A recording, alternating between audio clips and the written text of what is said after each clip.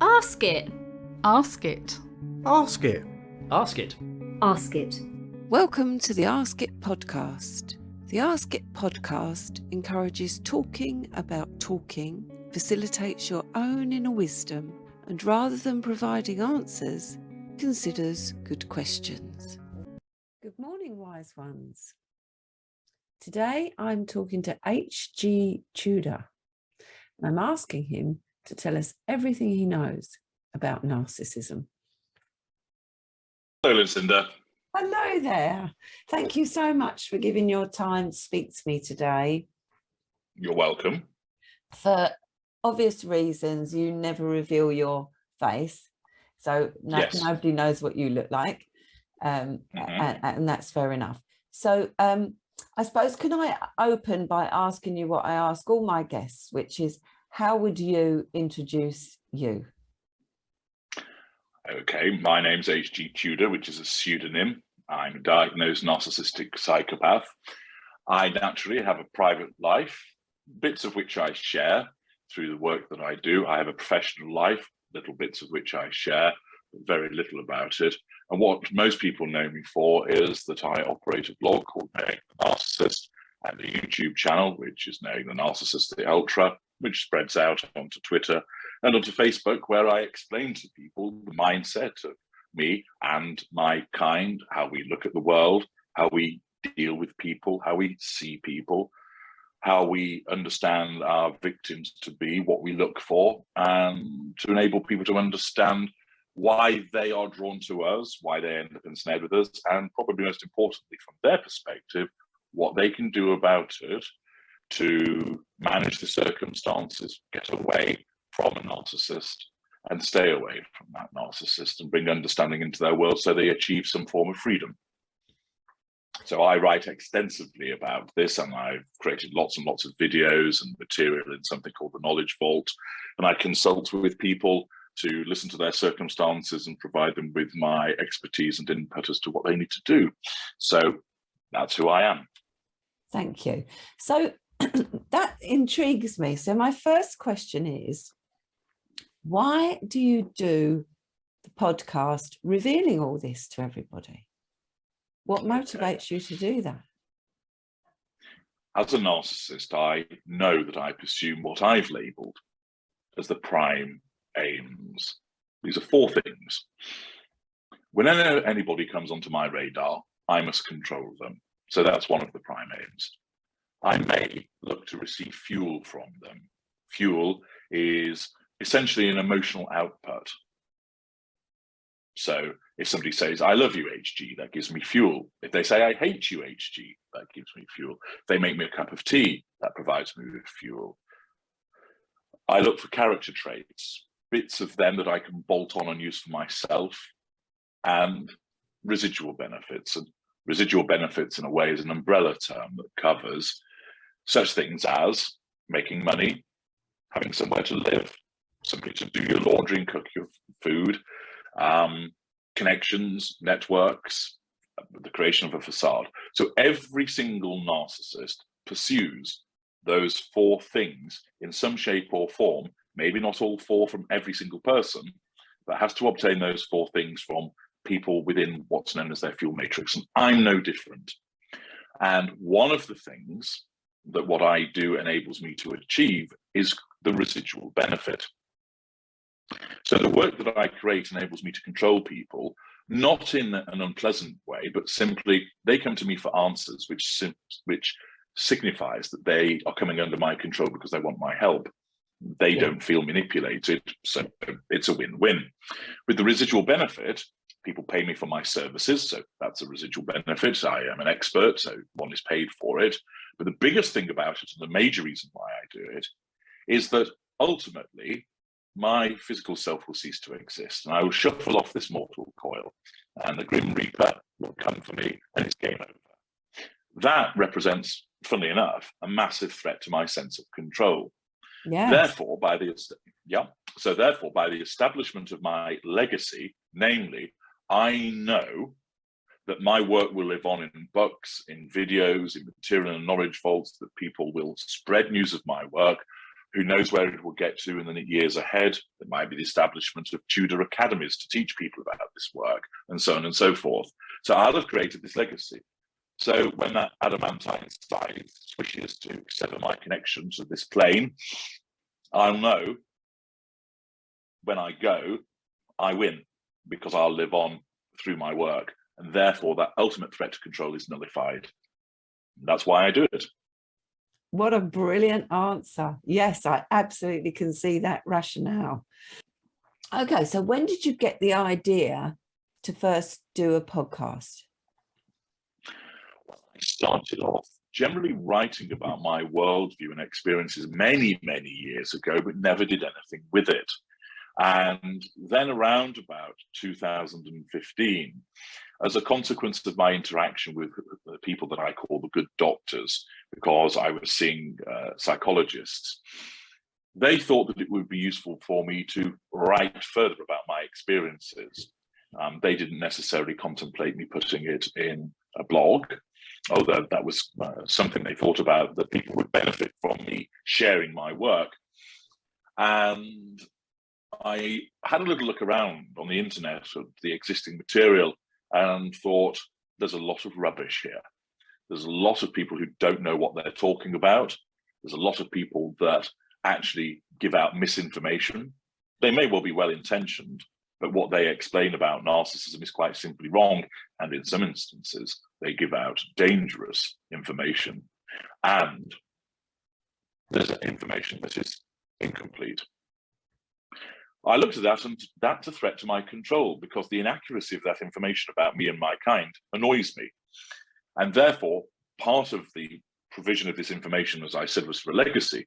But another aspect of it is to nullify those threats to control posed by idiotic material that's put out there. So I started a blog on the 31st of August 2015 called Knowing the Narcissist. And I wrote a number of books utilizing the material that I'd already started to generate. And I wrote quite a lot during 2015 and 2016. I then started to offer consultations to people in October 2016, so that they could come and tap in direct in a bespoke consultation to my expertise. And I built more products and so forth. And around the beginning of 2016, I created a YouTube channel, which I then sort of left in 2019. I would go back and forth to it intermittently. And I resurrected it in October 2020. And then have been prolific with the provision of my videos stroke podcasts thereafter. So why do I do the podcasts? Well, some people prefer to receive their content by listening to it and visually rather than reading. And there are different audiences there. And of course, YouTube has a massive reach. So it enables me to get to more people, and also as an environment to counter a lot of misinformation that's out there. Yeah. So you might not want to answer this, because I know that you like to be quite private about your personal life, but as a therapist, I'm interested in, how did you end up in front of doctors? My family insisted that as a consequence of my behaviours, inverted commas, something must be done. And there are narcissists in my family, chief of which are my mother and my uncle. And in order to try and shackle and control me, although they are unaware narcissists, they looked at my behavior and basically said something needs to be done about HG. And what they did in order to try and corral me into seeing the good doctors was to threaten to withhold my inheritance, to report me for criminal activity. Now, with the inheritance, I want that, it's my right. And with the criminal allegations, they're just liars. That's complete nonsense that they fabricated, which is commensurate with the fact that they are narcissists. I recognized that in order to give them the sensation of control over me, that I would go along with it. So it was my decision. I wasn't forced. I gave them the impression that they forced me into it. So it allowed them to feel good about themselves. But if I didn't want to do it, I wouldn't have done it, and I would have dealt with getting my inheritance a different way. And the allegations about criminal activity didn't concern me. So what I did was I enabled them to believe that they got one over on me, but I was getting several over on them. I wanted to learn more about myself. And when you put somebody like me into therapy, all you do is make me more dangerous. because you allow me to understand more about myself, how I tick, how I function. You're not going to change me, because it's just a game to me. And I play games repeatedly and enjoy the game playing with the good doctors as they scramble around. I also wanted to obtain information from one of them because of a connection that he had to a member of my family. So it suited me to say, sure, I'll consent to this treatment because it was serving my purposes. And this very neatly encapsulates us into this point. A narcissist will only ever do something for you if it's what we want. You might think that you've persuaded us. You might think that you've threatened us into doing it. You haven't. We do it because we want to. The only way you will ever make a narcissist do something is where you can bring the power of the law against us, and a judgment is entered against us, or we are physically incarcerated, that type of thing. But if you think that your sweet charm has made us do something for you, I have news for you, you haven't. All that's happened is your interests and ours coincided. So in this instance, their desires to put me into therapy coincided with my desire to know more about myself, to make them think that they were controlling me, and for me to lay my hands on certain information. Okay, so you said about your mother and your uncle being unaware. So that brings me to my next question. Do all narcissists know that they're narcissists? No, most don't. Right. The reason for it is that the narcissism is a hermetically sealed defense mechanism. A smaller number of narcissists, a smaller percentage, are aware of what they are. They may not use the terms that I use because I've created my own lexicon. Yeah. But for instance, I didn't suddenly wake up one morning and went, oh, I'm a narcissist, aren't I? I wasn't fixed with that knowledge in that way. I knew I was different. I knew I was special. I knew I enjoyed manipulating people. I knew I thrived on the reactions of other individuals. I knew I needed to control them. I hated being ignored. I recognized various traits about me. And as I've explained on many occasions, it was later that a psychology graduate girlfriend of mine pointed out to me that she believed that I was both narcissist and that I was a psychopath. And then she explained that resonated with me. I didn't say to her, oh, you're absolutely right, thank you for pointing out. I said, well, that's all very interesting, isn't it? And walked off. But what she said resonated, and that gave me labels for what I was. Most narcissists don't know because the narcissism can't let them know, because if they did, they'd hesitate and they wouldn't get the prime aims as effectively.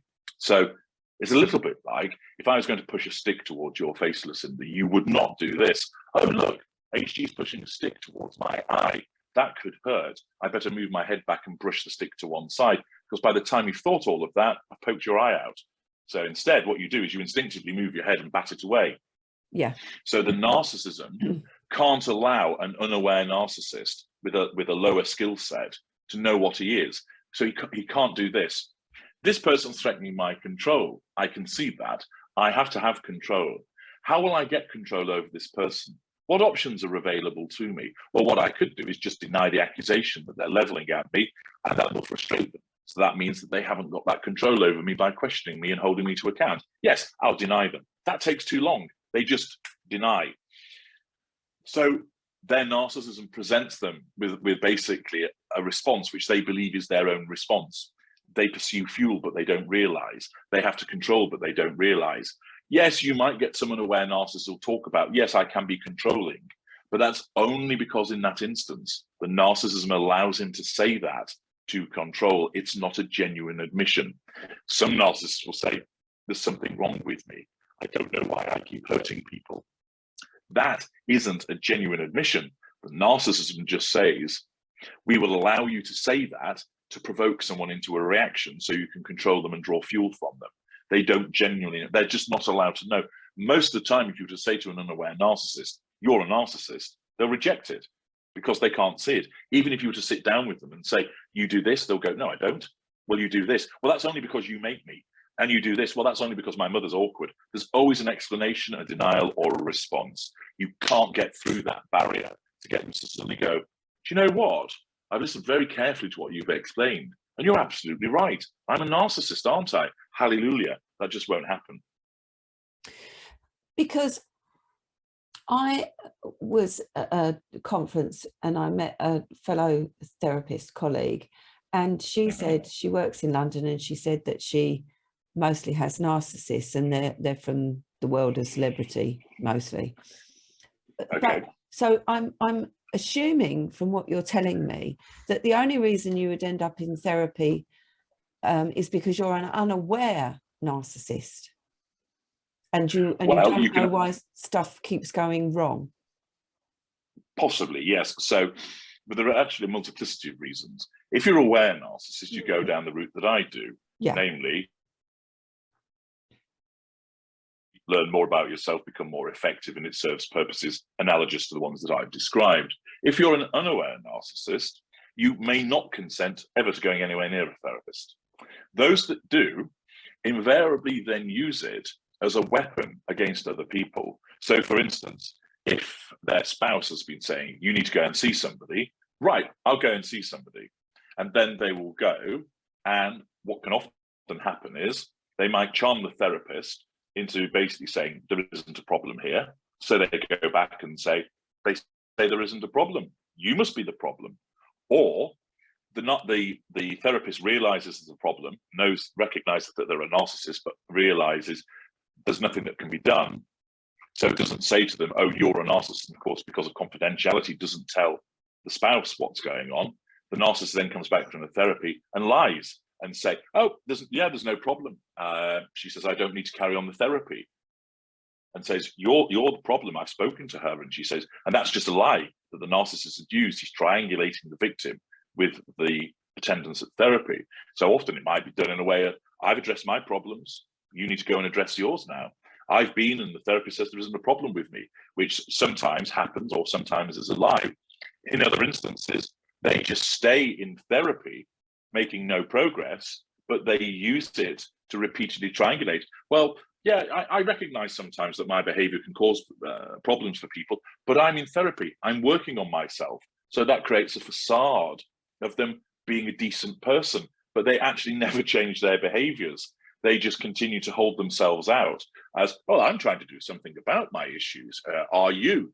Or they just use it as a talking shop, where what they'll do is they'll complain about everybody else's conduct towards them, towards the therapist, who will sort of sit there and maybe nod and offer observations. And that gives them an unconscious feeling of control over the people that they're complaining about. That's the indirect assertion of control the narcissist achieves. So unaware narcissists will either never go anywhere near a therapist because their narcissism will reject it, or the narcissism will basically embrace it because it serves a purpose, but it won't allow them to change. So people often get confused, my colleagues get confused, I get confused, between narcissism and psychopathy, because in both, you'll tell me, but in both there's a lack of empathy. Correct. Yeah. So there's a considerable overlap between the two. And the distinguishing factors that I explain to people are, now remember, I'm a narcissistic psychopath, so I'm a hybrid. So let us take, we have pure narcissist, narcissistic psychopath, psychopath. So main feature of the pure narcissist compared to the other two categories, he needs plenty of fuel, needs to control people, experiences fear. Narcissistic psychopath doesn't need as much fuel as a pure narcissist, because it's a halfway house position, doesn't experience fear. Psychopath doesn't need fuel, doesn't experience fear. Those are some key basic differences between the three categories. So a psychopath can often be a loner and only uses people as appliances to alleviate boredom, to cater for impulse. A narcissistic psychopath and a narcissist need people for fuel because it powers us. The validation that comes from being loved or hated gives us that validation. The psychopath doesn't need that. You mentioned this morning in your conversation that there has to be a genetic aspect to narcissism. Yeah. So are we saying then that if if somebody's a narcissist, that if you look back in their family, you'll find fellow narcissists? Yes. As Might in your not be. case. Yes. Sometimes it's not necessarily your parents, it could be further back in the lineage, but it's there. And you will have heard, as I explained to Sonia in the conversation earlier today, that I gave the example that that's why within a particular house in a monarchy, you get narcissist after narcissist after narcissist. Why? Well, invariably, to scramble to the top, to be the individual that rules, you need to have a certain skill set. And having an absence of emotional empathy, needing to control people, needing to lay your hands on money, needing to having a lack of remorse and conscience, etc., are very good tools for getting to the top and staying there. You're not worried about the impact of your actions on people. You do what's necessary. So that person, perhaps through a coup d'etat or some kind of rebellion or civil war, an uprising, becomes the new leader, the new king. He's a narcissist. He has issue. That genetic predisposition is likely passed on, not guaranteed to be, but likely to do so. And as I mentioned earlier, that child, is the heir to the throne, is treated in a particular way. He's not allowed to be a child. He's groomed for office from the day that he's born. He's kept apart from his parents a lot of the time, has a governess, etc., nanny.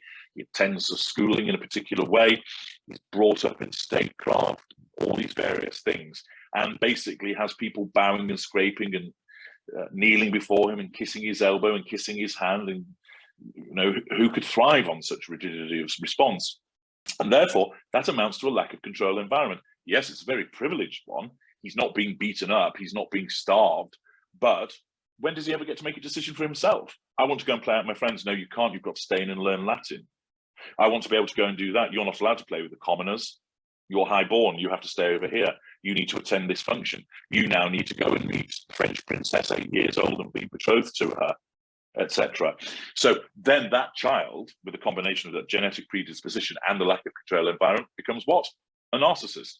And then what's the pressure placed upon him? You must have an heir to continue the lineage. And so it gets passed on. So it's not guaranteed, but there's a higher proportion of why amongst the offspring that generation after generation after generation, narcissists appear. And you can also see it, of course, in political dynasties as well that occur, in business dynasties that occur. These people get to the top, they're able to stay at the top, and then their offspring that might inherit the business is, guess what? Another narcissist. Good example of that, Robert Maxwell. Stole other people's money out of the pension fund. He would come downstairs, and because of his sense of entitlement on Christmas Day, he would open all of his children's presents before they even got there, because he wanted to know what had been bought for them. No emotional empathy for how that impacts upon his children. Look at his offspring. What's Ghislaine Maxwell? A narcissist. So another example there of the apple doesn't fall far from the tree. Because oftentimes with these things, they're sliding scales, aren't they? As you've just said, the pure narcissist, the narcissist psychopath, and then the psychopath. And so when we're studying these things, we can maybe see traits in ourselves. And psychoanalysis absolutely says that we've all got our own little inner narcissist. So you would go along with that? If I can just cut across you there, Lucinda, go for it. I would make a distinction. There's a narcissist, and then there's narcissistic traits. Now, yeah. I have narcissistic traits. You have narcissistic traits. I'm a narcissist. I'm assuming you're not. So we'll operate on that basis. You're not. Okay. So you don't have an inner narcissist. What you have is you have narcissistic traits: envy, jealousy, argumentativeness, anger, vanity, pride, etc. I have those as well, but mine are most likely far larger than yours. You'll have empathic traits alongside those: honesty, decency, compassion, caring, being an excellent listener. I don't have those. I feign them, but I don't actually have them. So when we talk about a sliding scale, when you're a narcissist, you're a narcissist. You're not more of a narcissist than another narcissist. You're just a different type, but we're narcissists. So we'll have a core of similar behaviors and then variations on the theme. So some narcissists use physical violence, others do not. Some narcissists have a high cognitive function, others do not. Some operate with a facade, others do not. But we all have no emotional empathy. We're all manipulative. We all need the prime aims. You could have somebody who's narcissistic, meaning that they have strong narcissistic traits and low emotional empathy, but they're not a narcissist. And so if there is a spectrum, it runs from narcissist, narcissistic, normal, empath. And the last three aren't narcissists, and they don't have narcissism, but they will have narcissistic traits. That is a brilliant explanation. Thank you very much for that. Okay. You're welcome. Is it possible for a narcissist, for you, to love? Well, the short answer is no, because we have no emotional empathy. Yeah. Of course, your starting point is, well, what do you define as love? And as I've come to understand from my interaction with other people, love is supporting somebody, not abusing them, showing respect, recognizing similarities with that person and differences, wanting to spend time with that individual, wanting to experience intimacy where it's a romantic relationship, where that love manifests. And so that form of love that's founded on emotional empathy, we don't have. So we are incapable of love as defined in that way. What we create is a version of love. And I don't really like to talk in those terms, because I don't want people to think, oh, well, the narcissist loves me in his own way, because that is dangerous for people. You have to understand, we don't actually love you. That's what has to be understood. What we create, many unaware narcissists do believe they're in love. Why? Because the narcissism has to make them believe that, so they are motivated to control that person, draw fuel from them, etc. If the narcissism didn't create a sensation and a belief in the narcissist wouldn't be compelled to pursue the prime aims, and therefore would no longer survive or thrive. So in the same way, your throat is dry and it's uncomfortable, and you understand that means you're thirsty, so you go and get a drink of water. You're motivated to get that water, which keeps you hydrated and means you don't become dehydrated and suffer serious injury or death. The narcissism must compel the narcissist through feeling. So it makes us envious, it makes us furious, it fills us with hatred, it causes us to be jealous, it causes us to be irritated, and it will cause a narcissist to believe that he or she loves somebody, their partner, their parents, their child. But we don't. We are able, through cognitive empathy, to create the image of loving somebody. And what then becomes dangerous is our vision of love, as driven by our narcissism, is extravagant and flamboyant. Love is a many splendid thing. Love is all you need. Love is all around. It's standing beneath the balcony in the pouring rain and reciting poetry. That's not love. That's a manifestation of supposed love. It's filling your room with bouquets of red roses. That's not love. It's a romantic representation. And because narcissists invariably get into positions of influence and power, namely literature, film, art, even writing the insides of Hallmark cards, we create an agenda which causes people to believe that that's actual love, and it's not. So when we come along and do all of those things, an empathic victim goes, oh my goodness me, look at all this, I'm bowled over with all this representation of love. But it isn't. It's window dressing. And it bleeds into the mainstream that people think, yeah, to demonstrate my love on the 14th of February, I need to get somebody a big tacky padded card, some chocolates and flowers. That's not love.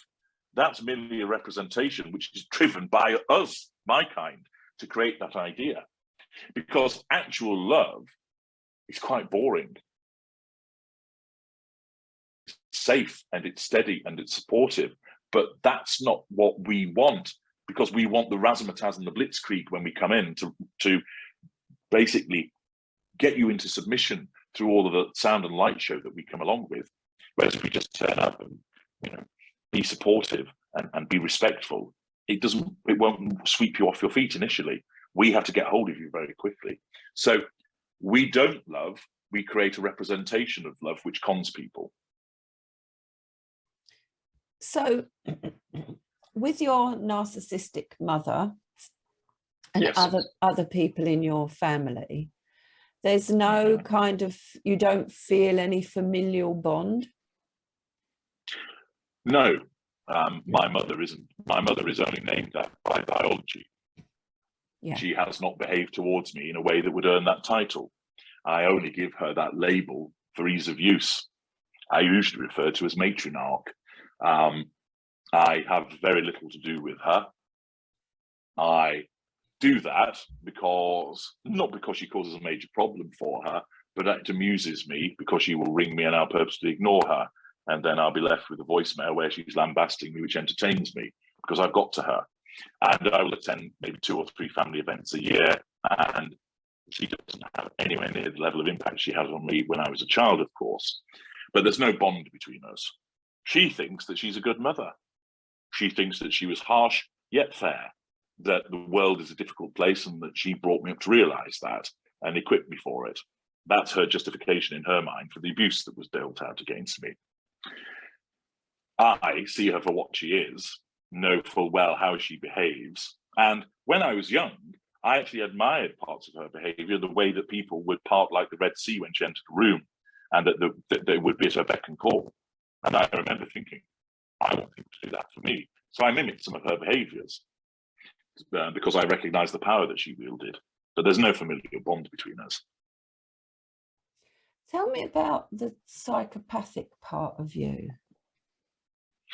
Well, that element of me is where I am able at certain periods to be a loner, that I have a higher executive function in terms of, although I have the impulsivity that goes with it, I don't do so in such a reckless way. So the sort of lower end of my kind are the ones that you find in prison. People like me don't go to prison, too clever to do that, thinking ahead, planning and plotting. But I see people that just play things for me, and I get bored very quickly. So I need to alleviate that boredom. And the best way of doing so is playing with people. I want to own people and make them my possessions. And so I see them as that, as they're just disposable. I find it entertaining to push people to alleviate the boredom that I experience from that aspect of my antisocial personality disorder. And of course, the processing of fear is different, which gives me a huge advantage in terms of what I do professionally, and also the governance of individuals privately. So as a child, did you know you were different? And did you not have friends? What was that like? Yes, I had friends because I came from a privileged background, which lends one certain advantages. I also learned how to mimic so that I could fit in. And I have an empathic brother and sister who I learned from. So I would basically, they used to think I was like a little alien, because I used to ask them, why is water leaking from your eyes? And they'd laugh and say, that's tears, that's crying. I'd say, well, what's that? Why are you doing it? And they'd explain, and they'd find it more amusing and curious. And so I'd ask questions because I realized that I didn't feel in the way that they did. I would see the way that they would jump up and down and get excited, and I never did. The only thing that made me feel was a sensation of feeling powerful was when I got somebody to react to something that I did. So if a birthday was coming up, I was pretty, okay, it's a birthday. On the day when everybody's singing happy birthday to me, I'm king of the castle because I'm receiving all of that fuel. But I always knew that I was special and set apart. But I also recognized as well that people were there to do what I wanted. And repeatedly, if somebody got in my way, as I now look back on it, I would have to respond in a way to punish them in some way, no matter how trivial it might seem. One of the things I had was a fixation with fire. And that was often a way that I would get back at people, would be burn things. So where somebody had crossed me, I would then think about how could I burn something that belonged to them, and do so in a way where I wouldn't get caught as well. You see, I'm not haphazard. I think ahead of what the best time to strike. I don't respond in a knee-jerk fashion. In other instances where somebody would cause me a problem, I'd have no difficulty in meeting out pain against a peer because they deserved it. But I had friends because I also recognized the value of essentially people, one can motivate them through fear or greed. And greed could be giving them some biscuits when you're a child, or letting them play with one of your toys, or inviting them round, and to motivate them. So I watched the way that other people operated, and I mimicked the way that enabled me to fit in. So they didn't realize that there was something different about me, but I knew that there was. I think it's maybe easy out of ignorance to jump to the assumption that because you lack empathy, you don't have feelings. But when I listen to you, clearly there are feelings, because there's a lust for power. And yes. it's almost like eating delicious food. There's a deliciousness about maybe when you hurt someone, or maybe when you get one over on someone. So there's something, I don't know why I'm experiencing it like delicious food, but there is a feeling mechanism. It's just, from my perspective, distorted. But it's not the absence of feeling. Otherwise, there couldn't be the lust for power. Tell me what you think about that. Although there is an emptiness that needs to be filled, people commonly think, "Oh, you have no feelings." Well, yes, or you have no emotions. Well, I do. As I mentioned, envy, jealousy, hatred, antipathy, irritation, infatuation.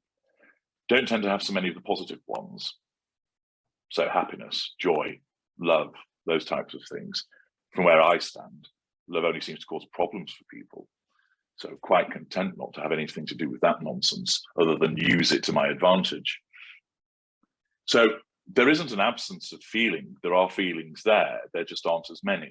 And they are, some are missing and others are kept in check at an appropriate time.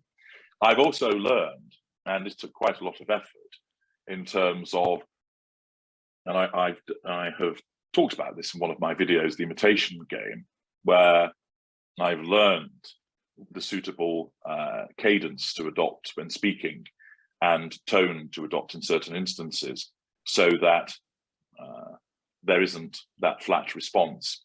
I launched some videos about the Tinder swindler you may have heard of. And one of the notable things is that in many of his messages that he leaves, he has a flat effect, save when he's being challenged and then he demonstrates his fury. Yeah. He hasn't learned how to speak with a softness to his voice, with an affection. I have. That doesn't come from a genuine place within me where I'm feeling it. I intellectualize what that response should be. So in the way, for example, Steve Coogan knows how to mimic Margaret Thatcher's voice, I have learned how to mimic what somebody sounds like when they're being sort of all gooey and lovey-dovey with somebody. I don't feel it. I know how to represent it. I know how to change my facial expression. So that cherry picker somewhere inside the depths of me goes to that shelf in that vast warehouse, and it's this scenario. Okay, HG, you need to demonstrate concern for this individual. So the cherry picker takes the parcel off the shelf, brings it back and applies it to me like a blank canvas, and I bolt it on, and I know, right, my facial expression needs to be like this, not just staring. I need to change my tone, so it's like this rather than just flat or angry. I know that my body language should be in this way, in order to, so perhaps a hand on the shoulder, or God forbid, having to hug them. Those types of things that I've learned to do. In an instance where something has been said that's recognized as amusing, along goes a cherry picker, brings it to me, right, laugh. An expression of lightness on the face, etc. So there's many of those things. Some of my kind never learn it. There's a gap on the shelf. So when the cherry picker comes back, you get no response. I call it a 404 moment. And you think, what's wrong with that person? They're not responding. There's nothing there. My evolution, and those similar to me, have become experts at the mimicry, so that you have to look very carefully to see that microsecond of hesitation or pause as the cherry picker makes its way back and applies the relevant veneer, which you then experience. Some you see a longer pause. Sometimes it misfires and the wrong parcel is brought back. So you'll see somebody that laughs in an inappropriate moment because they don't actually emotionally know what the response is. They have to intellectualize it and they get it wrong. You spoke about emptiness. And I imagine that's why you need the constant fuel, because you're trying to fill up that empty space. Correct. Why is there that emptiness there? It's a part of why the way that one has evolved. I think for other people who aren't of our kind, you have the ability, I suppose, to self-fuel, that you're able to, no emptiness is created because you've got something there already, which is this ability to self-fuel yourselves. We haven't. And therefore, whatever it is that you've got, let's, as an analogy, you have an engine inside you that self-fuels you. Our engine's missing, hence there's a gap. And we therefore have to borrow, or rather steal and take the engines, the fuel from other people to then fill up that emptiness. And of course, it never gets full. It's an ongoing, the only time that we don't need the fuel is when we're unconscious. And, well, let me correct that. We're not looking for fuel when we're unconscious. There are periods of time when one is well fueled that one doesn't have to keep looking for it. So, for instance, I could spend the entire day not receiving fuel from anybody if I'd started off the morning very well fueled. It's not going to cause a problem for me. The reality is, in the course of my day, I am going to interact with lots of people, telephone calls, emails, messages, face-to-face meetings, involvement with people in my private life. So I receive fuel in that way. And I have a complex and varied fuel matrix. So it would only be in certain circumstances where my fuel level would drop to a level that emptiness really makes its presence felt. For other narcissists, they're not as good at doing that. And so what they have is a restlessness that's more or less ever present. So even when they might be sat there on in the sunshine, on holiday, apparently enjoying themselves, there's that restlessness there, that nagging itch, but they don't know what it is that's driving them to try and create a drama to receive some fuel. So that's why often you'll get a narcissist where it seems everything's calm, suddenly creates drama out of nowhere because it's a catalyst to gain that fuel. I suppose where my mind's going to is, I can't help being the therapist. And so I'm thinking a lot about a lot of the people that come to me, and when they, most of us have never had the parents that we would like, right? That's true for most people. And the people that have been very deprived of that parental connection and love tend to describe exactly what you're saying, this sense of emptiness. So where am I going with that? So do you think that's similar? Because I'm thinking about you as a child with a narcissistic mother. You never will have got your needs met. Do you think that contributes to that empty place, or do you not care? Do you just, does it not matter to you? You just are what you are and that's it. Well, it doesn't matter to me in the sense that I'm hugely effective as I am. People often say, HG, would you not like to love? And as I mentioned earlier, Lucinda, from where I stand, love just causes problems for people. So no, I don't need that. You'll never feel the richness of it either, will you? But I don't need to. No, I won't, but it doesn't cause me a problem. I don't sit there and think, oh dear, poor me, I won't feel the richness of life that other people describe. I've never felt it, so I don't miss it, do I? So it's never going to be an issue for me. And what motivates me, I'm not interested in all of that. It sounds weak to me. What interests me is playing with people and the receipt of fuel and gaining that power. That's what motivates me. I understand that other people will say, oh, no, that doesn't appeal to me. I get that. You have a different perspective.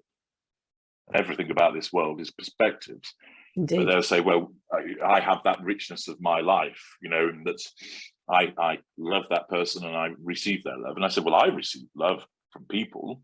I've been loved by all my former intimate partners that I've had. So I receive love, I just am capable of giving it.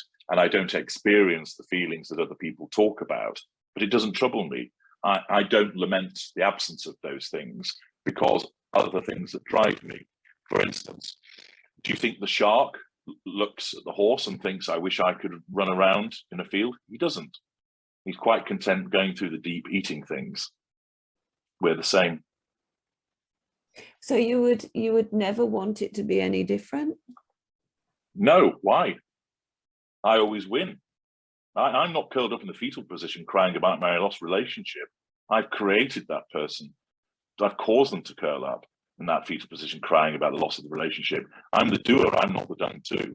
So the individuals that have all of these things invariably are the ones that have all of the problems. I understand that people would disagree with me because I go back to the point, I understand there's different perspectives, but it's understandable because empathic individuals do this. They want to say, oh, wouldn't it be nice for you, HG, for you to feel these things? And it's just their empathy. They're not being prescriptive towards me. I recognize, I didn't always think that way, I've come to learn that they're just saying, it would be good for you to be able to experience those things because they are wonderful things. We find it joyous and uplifting. I understand you do. It's not for me. I'm a shark in the water. I don't need to nor want to run around like a horse in a field, thank you very much. You might say, oh, it's great running around here, you know, racing up and down in the field. Good, well, you carry on doing that. I'm quite happy going after that seal that I'm going to take a bite out of now, thank you very much. So that's my world, and I'm perfectly content within it. You will get some narcissists who will lament it, but it's not genuine, because what's happening is their narcissism is using it as an opportunity for pity play. The type I am is, I don't do pity plays. That's weak, it's pathetic. But other types of narcissists say, oh, I wish I could feel, I wish I could feel the joy and the happiness that you talk about. I wish the emptiness could go away. But it's not actually genuine. All their narcissism is doing is saying, here's an excellent opportunity to be a big crybaby, to assert control over that person that's listening to you and receive fuel from them. Because what is it that the narcissism has to do? It has to get the prime aims of fuel and control. So with certain narcissists, it turns them into meaning out crybabies. And that's their modus operandi for controlling and getting fuel. Other people are very much the different type of narcissist is brusque and bullying and brash and a boaster. That's how he controls people. I'm brilliant, look at me. Yeah, you are, thank you very much. You better say I'm brilliant or I'll kick your teeth in. Oh yes, you are brilliant. So he receives the fuel and the control that way. As you may be familiar with the different classifications and sub-schools that I have of the narcissist, there are all those variations on theme, Lucinda. Yeah. So you have a disdain for people with traits like me that are highly empathic. Well, because you see I have it a as disdain. weakness. Yes, I see it as weakness. I understand you won't, but I do, because it leads to you being ensnared by my kind. And so that presents a problem for you. And so I see it as, I see that as a weakness, the need to give that love, the need to behave in a particular way, I see as a weakness. I recognize, of course, that people will turn it around and say, but hang on, you need us for fuel. So isn't that an issue for you? Well, it is, but it doesn't become a problem for me because I'm always able to obtain it. So you don't recognize feelings like sadness and loneliness? No, I never feel sad. I don't cry. I vaguely recall doing so as a very young child, but then it effectively was beaten out of me. Big boys don't cry, HG. So I no longer did. And I haven't done for many, many, many years. Nothing causes me to, because I don't feel sorry for myself. There are narcissists that do. When they cry, they're not crying for you, they're crying for themselves, governed by the way that their narcissism is functioning. But I don't feel sadness. I don't feel happiness. I feel the effects of the fuel and the power that's associated with all of that. So again, when I see somebody who's mourning the loss of the relationship and crying their eyes out, they're empathic, that's a weakness. Where I see a mid-range narcissist crying his eyes out over the supposed loss of the relationship, that's just a manipulation to those around him. But again, I think that's pathetic. I have as much disdain as I do for members of my brethren as I do for empathic individuals. As I've explained to people, I don't have any prejudices. I hate everybody equally. So you would say that you hate people? I do, when they get in my way. Yeah. So what else should we know about you? What else should we be aware of? Of me or my kind generally? Of either or both. Well, if you want to know more about me, there's a raft of material which you can access, which tells you a lot more about the way that I behave, the way I have behaved, what I'm doing, my outlook, etc. And you can find that through my books. You can find it in the YouTube videos. You can find it in material in the Knowledge Vault. And there's far more there than I can encapsulate in talking to you now.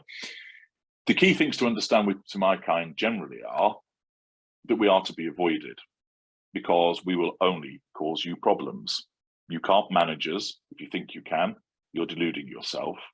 And when you realize that you're dealing with our kind, the most appropriate thing for you to do is look to your own defenses and apply the principle of go-so, which is to get out and to stay out. That's what you have to do. You have to recognize that most narcissists don't know what they are. And no matter how many times you try and tell that person that they're the problem, they can't see it. You're the problem, because our worldview causes us to see you as the problem. And all you're doing is making it worse by insisting.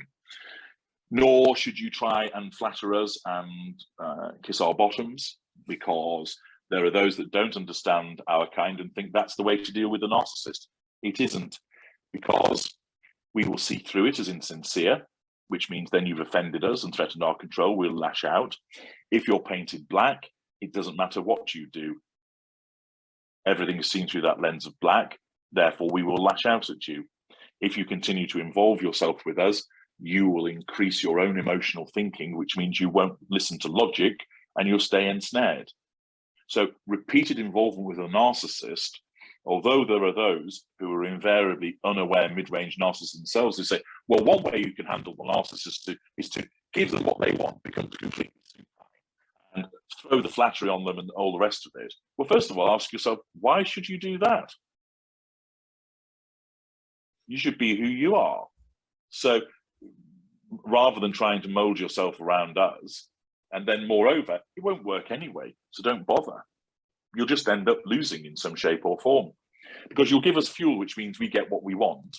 And then we will turn around and lash out at you, because either your fuel will become stale, or you'll make a misstep because you're walking through a minefield, or we see it as insincere and we lash out, or you're doing it because you've been painted black.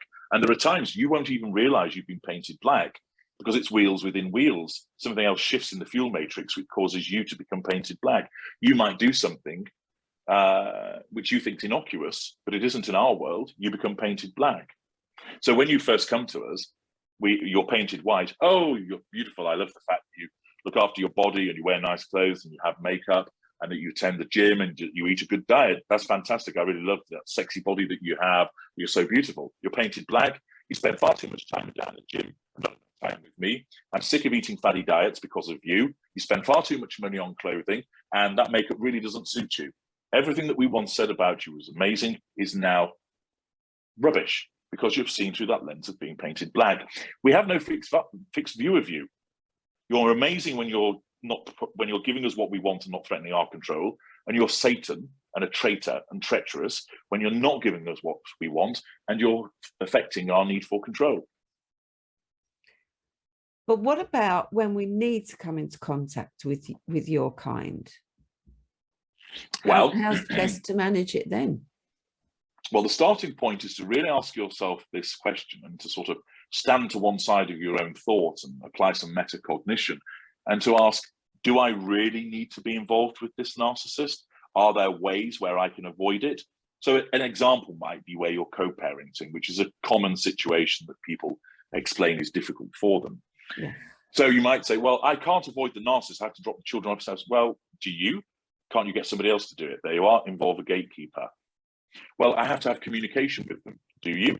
Can you not limit it to emails rather than speaking on the telephone, or do it through somebody else? So there are steps that can be taken where at the starting point you consider, do I really need to have an involvement? Because often what's happening is your own addiction to the narcissist and the emotional thinking created by that, which is what empathic people have, cons you into thinking, I have no choice but to be involved with this person.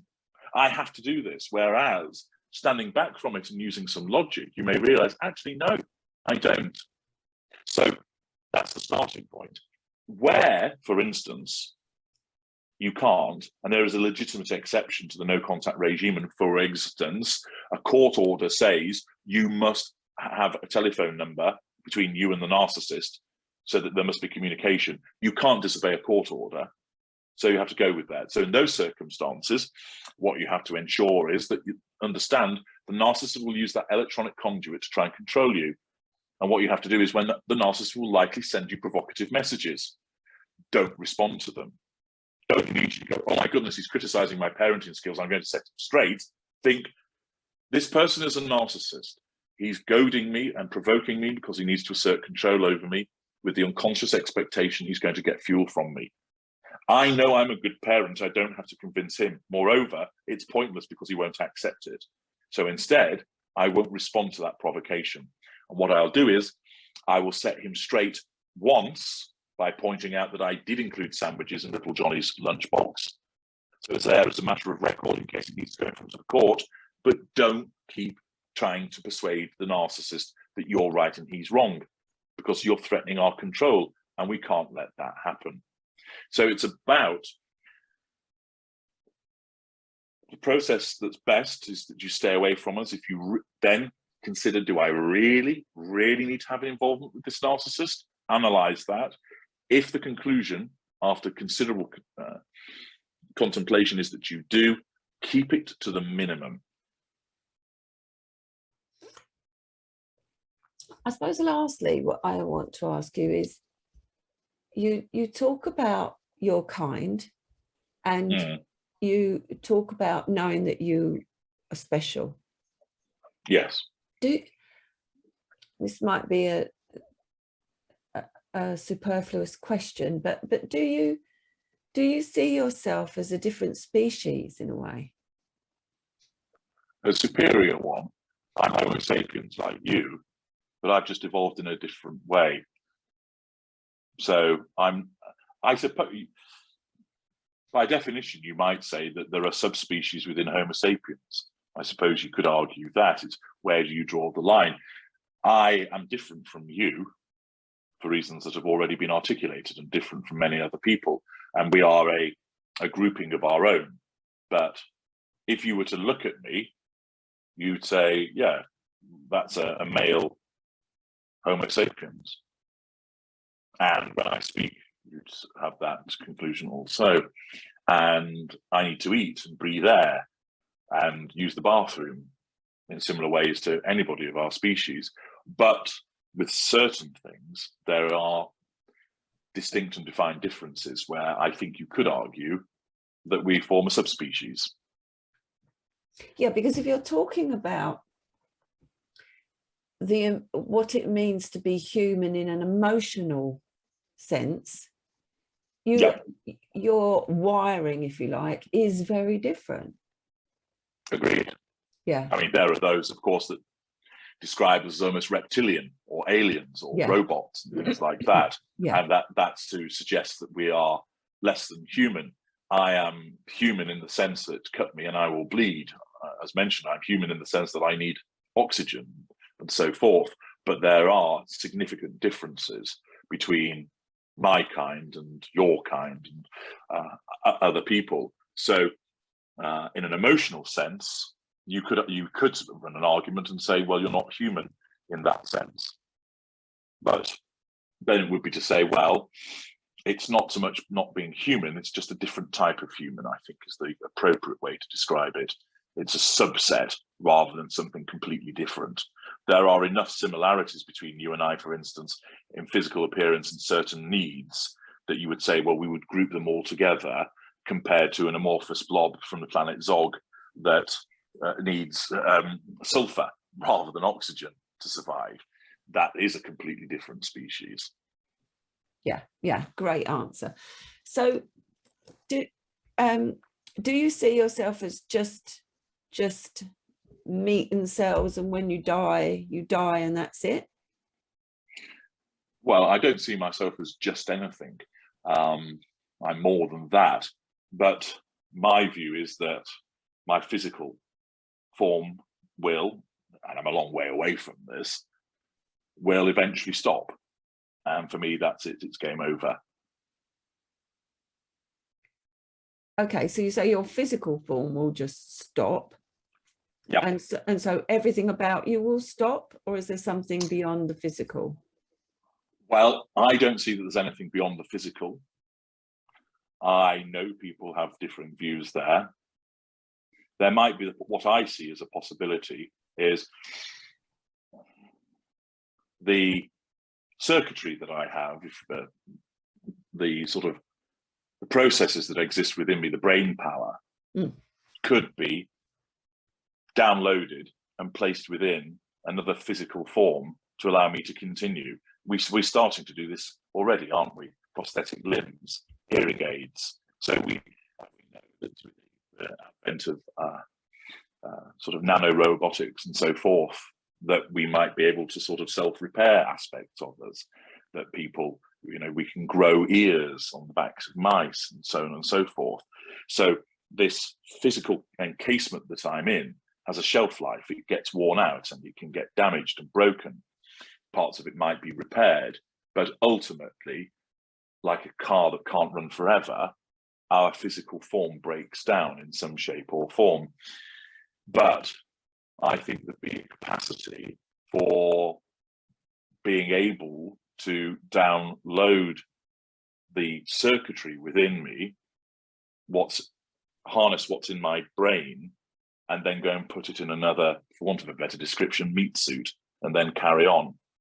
I don't subscribe to there being some kind of spirit or soul or essence in that way. Other people do. That's their perspective. That's fine. We just don't agree on that. Okay, thank you. So I'm aware of the time.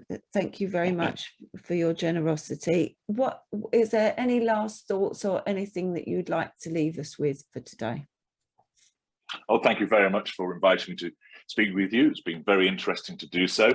If people want to understand more about narcissism and psychopathy, and you think that you're involved with one and you want help about it, I would encourage you to use my FAST resources that are available to you at my blog, which is narcsite, narcsit.com, and my YouTube channel, which is HG Tudor, Knowing the Narcissist Ultra. There's knowledge vault and consultations. Embrace all of that material. There's a huge amount of it that's free. Some of it is paid for, and that will enable you to receive unrivaled insight and understanding about what you're dealing with or what you suspect you're dealing with, and to be able to do something about it. And I encourage people to access all of that material. Hi everyone, if you like asking questions like me, please like and subscribe. Thank you.